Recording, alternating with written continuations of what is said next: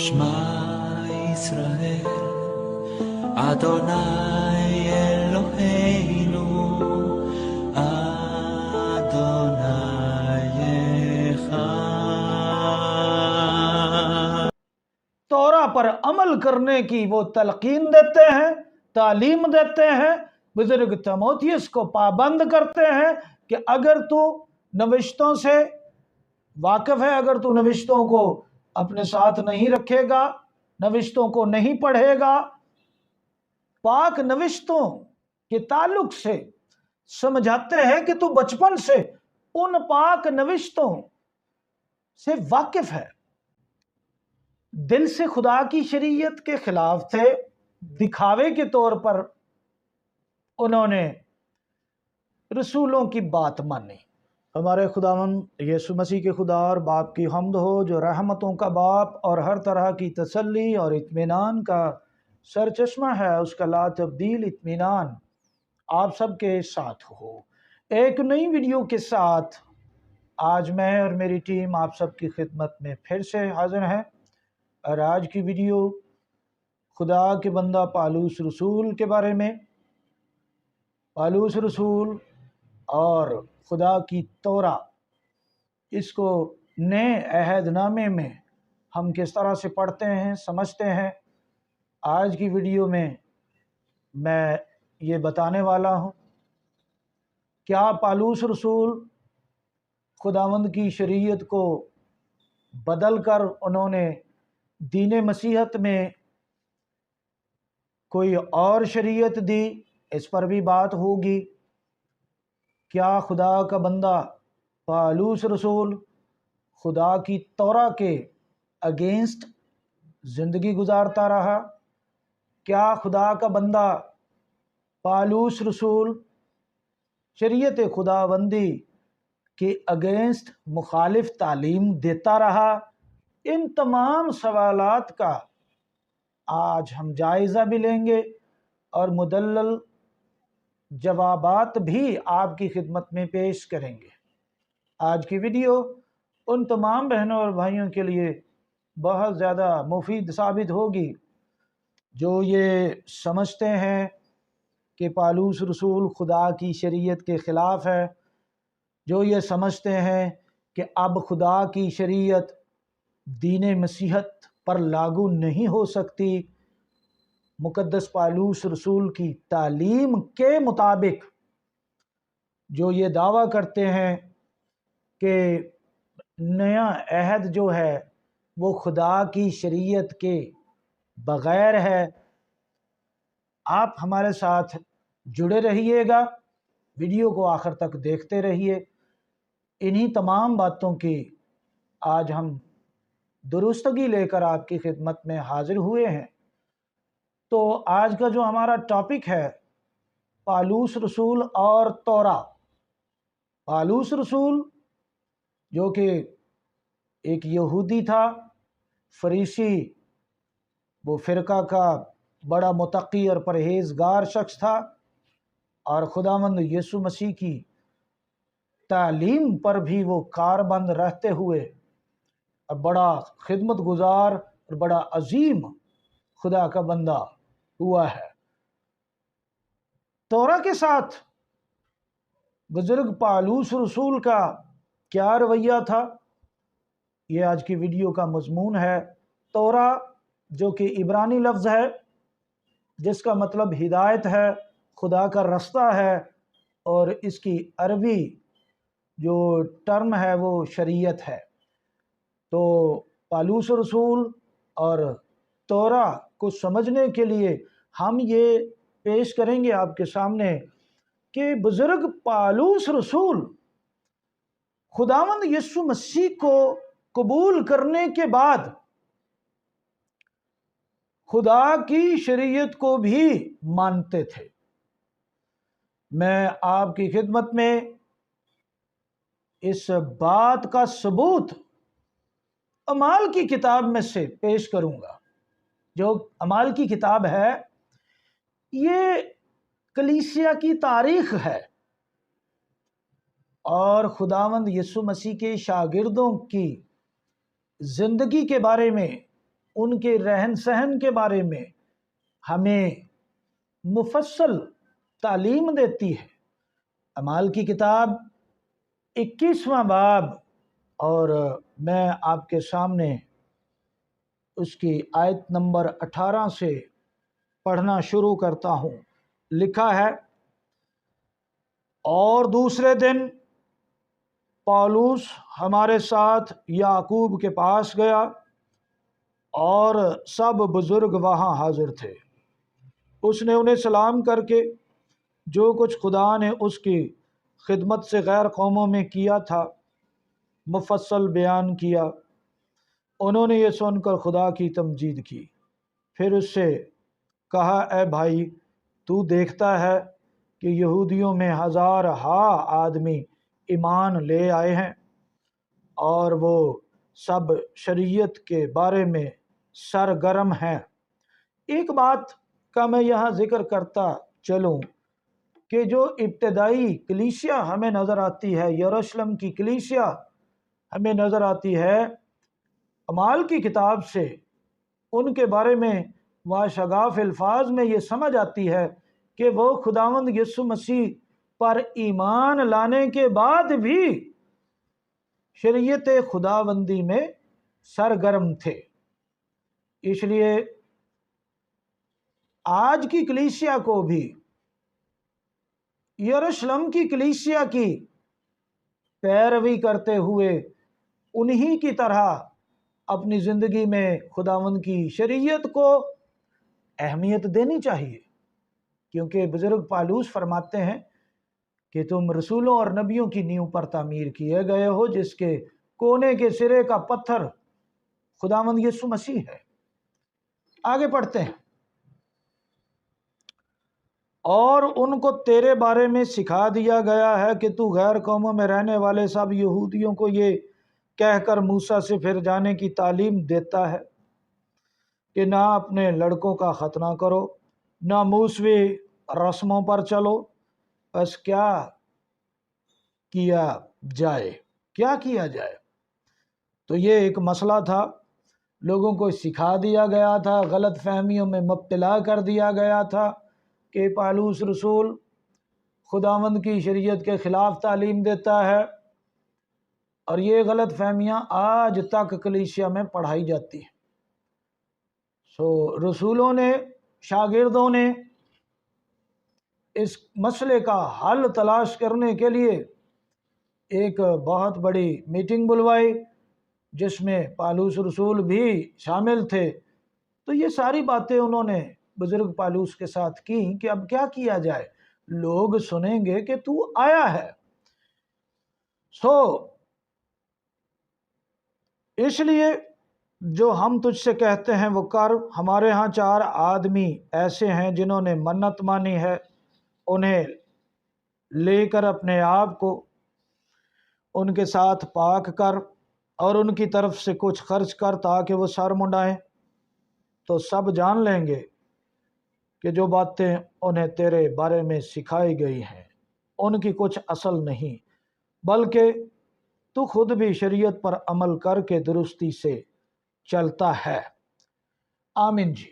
تو یہاں بزرگ پالوس رسول کو ہم دیکھتے ہیں، جو مختصر خلاصہ ہے اس سارے پیسج کا، کہ بزرگ پالوس نے اس بات کا ثبوت دیا باقاعدہ طور پر، جیسا یروشلم کے بزرگوں نے بزرگ پالوس رسول کو مشورہ دیا، ویسا ہی اس نے عمل کیا، اور مسیح یسوع کی قربانی کو مان کر مسیح یسوع پر ایمان لانے کے بعد بھی انہوں نے خدا کی شریعت کو مان کر دکھایا، قبول کر کے دکھایا، اور گنتی 6 باب کی جو منت کی قربانیاں ہیں وہ ساری کی ساری انہوں نے ہیکل میں گزرانی۔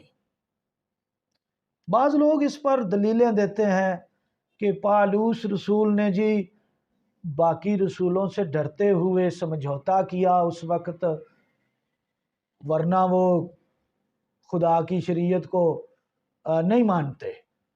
یہ تو سمجھوتا تھا پالوس رسول کا اس وقت، تھوڑا بہت انہوں نے کر لیا۔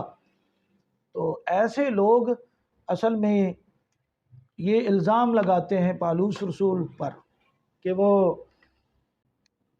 دل سے خدا کی شریعت کے خلاف تھے، دکھاوے کے طور پر انہوں نے رسولوں کی بات مانی، جو کہ یہ درست نہیں ہے۔ خدا کے کلام کے ماننے والے اور خدا سے پیار کرنے والے، جس نے بہت دشواریاں اور مشکلاتیں اٹھائی ہوں، ایسے شخص کے بارے میں اس قسم کی رائے رکھنا درست نہیں ہے۔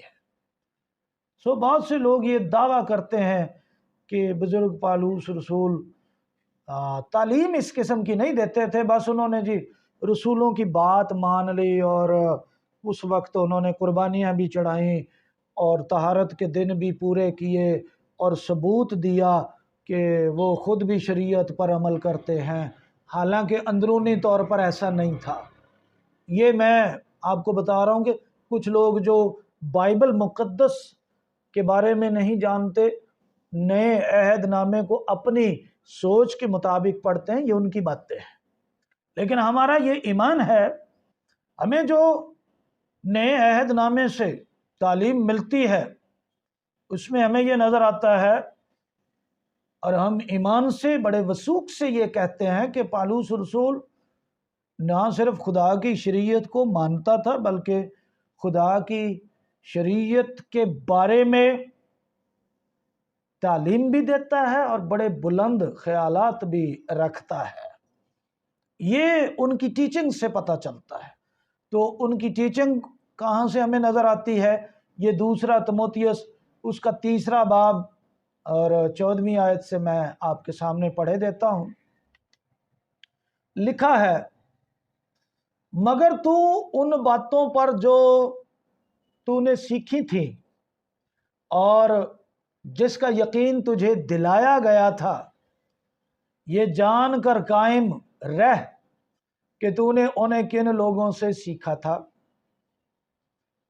آیت نمبر 15 میں لکھا ہے، اور تو بچپن سے ان پاک نوشتوں سے واقف ہے جو تجھے مسیح یسوع پر ایمان لانے سے نجات حاصل کرنے کے لیے دنائی بخش سکتے ہیں۔ بزرگ پالوس تیموتھیوس کو پاک نوشتوں کے بارے میں، پاک نوشتوں کے تعلق سے سمجھاتے ہیں کہ تو بچپن سے ان پاک نوشتوں سے واقف ہے۔ بزرگ تیموتھیوس کے بچپن میں اگر کوئی کتاب ہے جن کو پاک نوشتیں کہا جا رہا ہے تو وہ پرانا عہد نامہ ہے، نبیوں کی کتابیں، تورات کی کتابیں ہیں، کیونکہ بزرگ تیموتھیوس کے بچپن میں نیا عہد نامہ ابھی نہیں بنا تھا۔ تو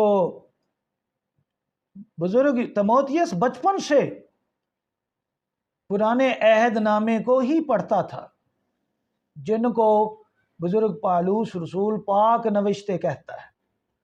تو یہاں بزرگ پالوس رسول تیموتھیوس کو سکھاتا ہے کہ تو بچپن سے ان پاک نوشتوں سے واقف ہے جو تجھے مسیح یسوع پر ایمان لانے سے نجات حاصل کرنے کے لیے دانائی بخش سکتی ہے، دانائی بخش سکتی ہے۔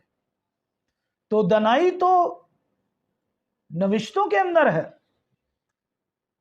پالوس رسول